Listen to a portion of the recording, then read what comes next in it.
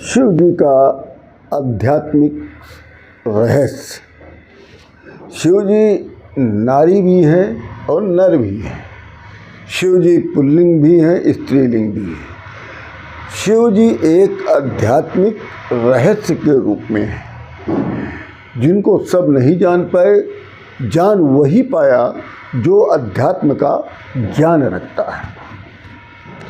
सृष्टि के निर्माण के समय या सृष्टि के निर्माण के हेतु शिव जी ने अपने शक्ति को स्वयं से पृथक किया।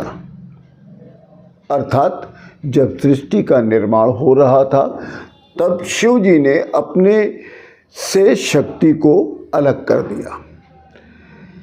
शिव स्वयं पुल्लिंग के तथा उनकी जो शक्ति है वो स्त्रीलिंग की घोतक है।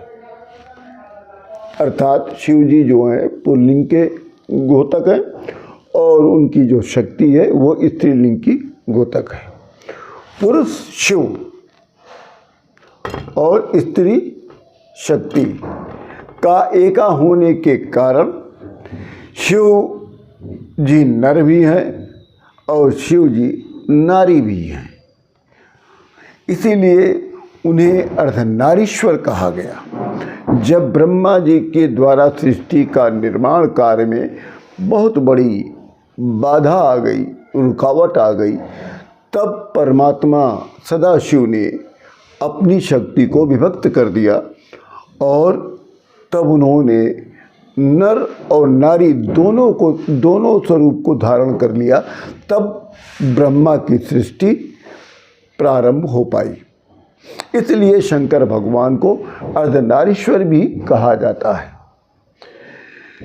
जब ब्रह्मा जी ने सृजन कार्य करना आरंभ किया तब उन्होंने पाया कि रचनाएं अपने जीवनोपरांत नष्ट हो जाएंगी तथा उन्हें हर बार नए सिरे से सृजन करना पड़ेगा।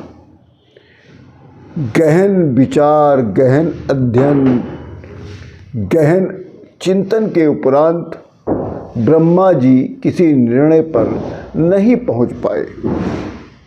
जब अपने किसी निर्णय पर नहीं पहुंच पाए तब ब्रह्मा जी अपनी समस्या को लेकर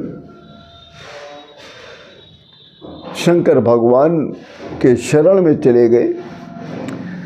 उन्होंने शंकर भगवान को प्रसन्न करने के लिए बहुत कठिन तपस्या किया। ब्रह्मा जी की कठोर तपस्या से सदाशिव प्रसन्न हो गए और ब्रह्मा के समस्या के समाधान हेतु सदाशिव ने अपने अर्धनारीश्वर स्वरूप में प्रकट हो गए। अर्धभाग में शिव थे और दूसरे अर्धभाग में शिवा थी। अपने इस स्वरूप से शिव ने ब्रह्मा को प्रजननशील प्राणी के सृजन की प्रेरणा को प्रदान किया। साथ ही साथ उन्होंने पुरुष और स्त्री के समान महत्व का उपदेश भी दिया। इसी समय शंकर भगवान ने अपने पांचों मुखों को भी प्रकट किया था। इसके बाद शंकर भगवान का जो अर्धनारीश्वर स्वरूप था वो अंतर्ध्यान हो गया। ये सृष्टि अर्धनारीश्वर की है। आधी स्त्री आधा ईश्वर, इसी को कहते हैं अर्धनारीश्वर।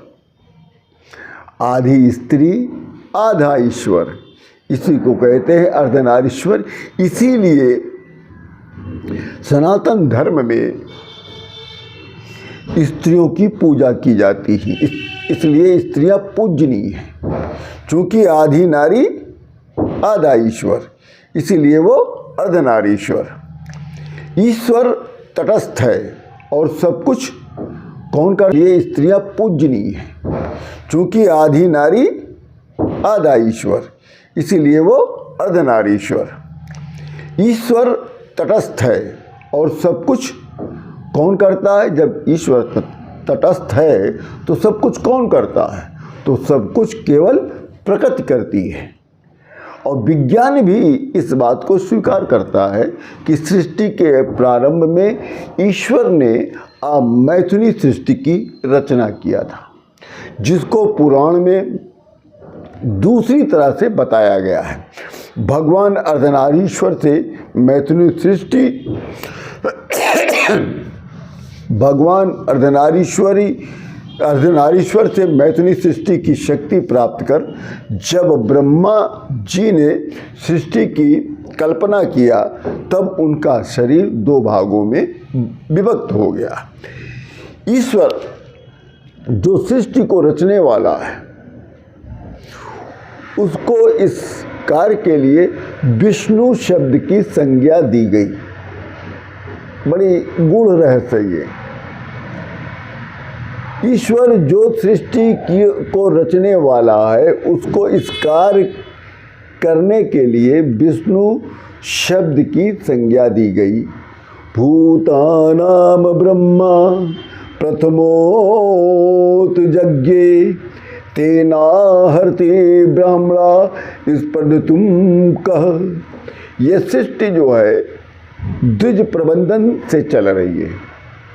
मानव जीवन के अतिरिक्त पशु पक्षियों में भी नर और मादा दोनों लिंग होते हैं। वृक्षों में भी यही चीज़ पाया जाता है।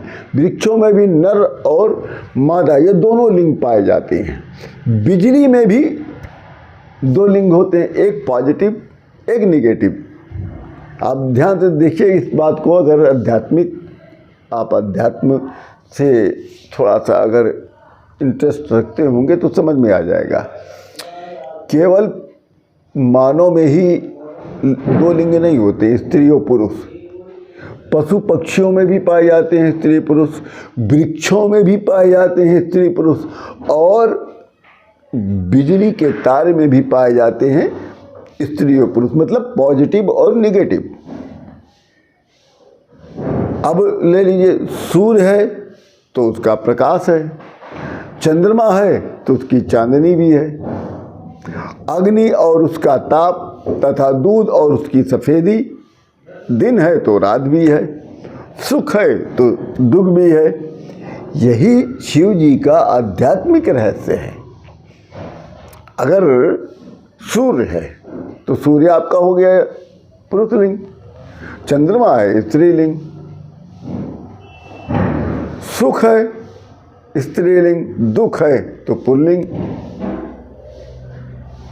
अग्नि है तो पुल्लिंग, और ठंडक है तो स्त्रीलिंग। यही है ईश्वर, हमारे परमेश्वर सदाशिव का आध्यात्मिक रहस्य। शंकर भगवान जब ब्रह्मा की सृष्टि रुक गई, नहीं हो पा रही थी, तब उन्होंने अपने शरीर को विभक्त कर दिया था। तब एक तरफ नर और दूसरी तरफ नारी, इसी से कहलाए शंकर भगवान अर्धनारीश्वर। और जब सृष्टि में उनका फिर भी काम नहीं हो पा रहा था, तब शंकर भगवान ने अपने पांचों मुखों को प्रकट कर दिया था, इसलिए उस समय वो पंचमुखी भी कहलाए। इसी के साथ राम राम।